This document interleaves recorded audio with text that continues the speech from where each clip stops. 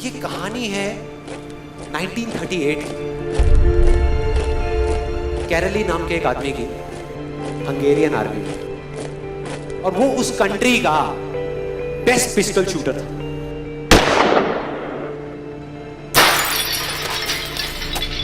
जितनी भी national championships हुई थी उस कंट्री में, उसको वो जीत चुका था। और सबको ऑलमोस्ट कंफर्म था कि 1940s में जो ओलंपिक्स होने वाले हैं उसमें गोल्ड मेडल केरली को ही मिलेगा।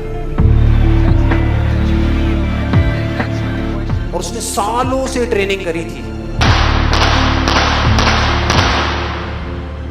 उसका एक ही सपना था, एक ही फोकस था कि मुझे अपने इस हाथ को दुनिया का बेस्ट शूटिंग हैंड बनाना है, बेस्ट बनाना है, बेस्ट बनाना है। और वो कामयाब हो गया, उसने बना लिया बेस्ट शूटिंग हैंड। सिर्फ 2 साल का फर्क था। 1938 में एक आर्मी का ट्रेनिंग कैंप चल रहा था, क्योंकि वो आर्मी में था, तो एक एक्सीडेंट हो गया। उसके उसी हाथ में जिससे उसने गोल्ड मेडल जीतना था, उसमें एक हैंड ग्रेनेड फट गया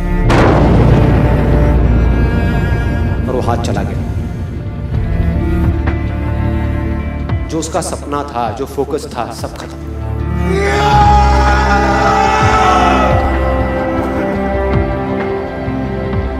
उसके पास 2 रास्ते थे। एक तो ये कि वो बाकी की पूरी जिंदगी रोता रहे और कहीं जा करके छुप जाए,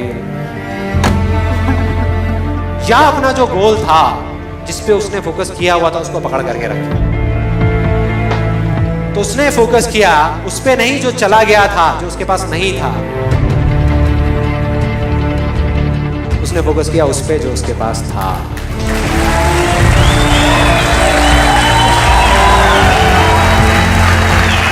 जो उसके पास था। और क्या था उसके पास में? एक लेफ्ट हैंड, एक ऐसा हाथ जिससे वो लिख तक नहीं सकता था।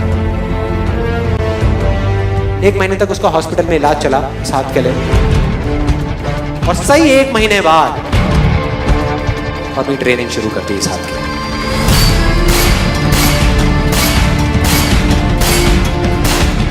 ट्रेनिंग के 1 साल बाद, मतलब कि 1939 में वो वापस आया। नेशनल चैंपियनशिप्स हो रही थी वहीं पे हंगरी में, और बाकी भी बहुत सारे पिस्टल शूटर्स थे वहां पे।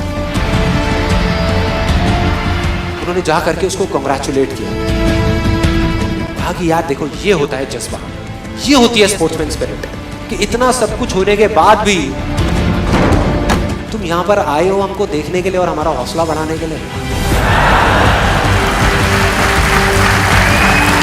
किसी को नहीं पता था कि वो 1 साल से अपनी ट्रेनिंग कर रहा था लेफ्ट हैंड की। और उसने जवाब दिया, मैं यहां पर तुम्हारा हौसला बढ़ाने नहीं आया, तुम्हारे साथ कॉम्पीट करने आया हूं, तुमसे लड़ने आया हूं, तैयार हो जाओ। और कंपटीशन हुआ।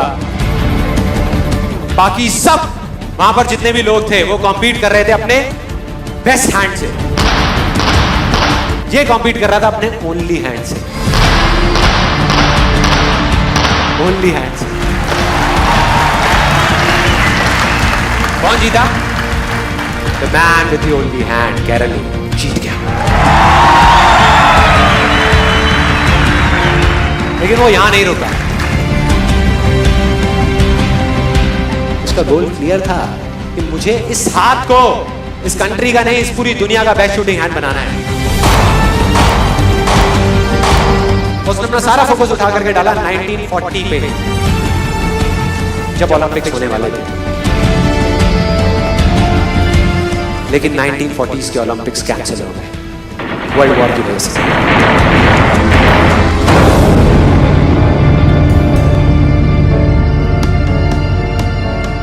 उसने अपना सारा फोकस उठा करके कहां डाल दिया? 1944 में जो ओलंपिक्स होने वाले थे उसके ऊपर। और 1944 में जो ओलंपिक्स होने वाले थे वो भी कैंसिल हो गए वर्ल्ड वॉर की वजह से। फिर से कैंसिल।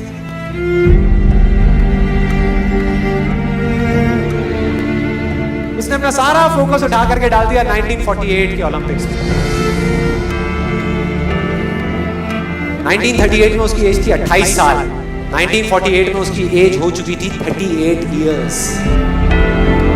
और जो यंगर जो प्लेयर्स आते हैं निकल करके, उनसे कॉम्पीट करना मुश्किल होता चला जाता है। लेकिन मुश्किल नाम का ये वर्ड था ही नहीं उसकी डिक्शनरी में। वो गया, पूरे वर्ल्ड के बेस्ट शूटर्स आए हुए थे जो अपने बेस्ट हैंड से कॉम्पीट कर रहे थे, और ये अपने ओनली हैंड से कॉम्पीट कर रहा था। और कौन जीता? The man with the only hand.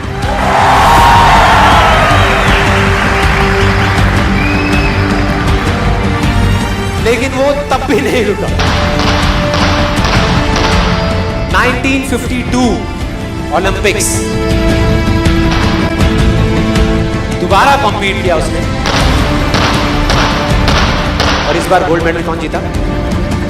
गैरल ली। 4 साल बाद दोबारा से, और पूरी की पूरी हिस्ट्री को बदल करके रख दिया ओलंपिक्स। इस पर्टिकुलर कंपटीशन में उससे पहले किसी भी एथलीट ने लगातार 2 गोल्ड मेडल्स नहीं जीते।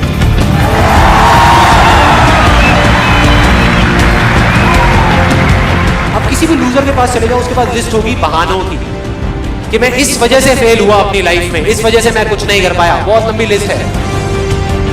और दूसरी तरफ विनर के पास चले जाओ, उसके पास में 1000 वजह होगी वो ना करने की जो वो करना चाहता है, सिर्फ एक वजह होगी वो करने की जो वो करना चाहता है, और वो कर जाएगा।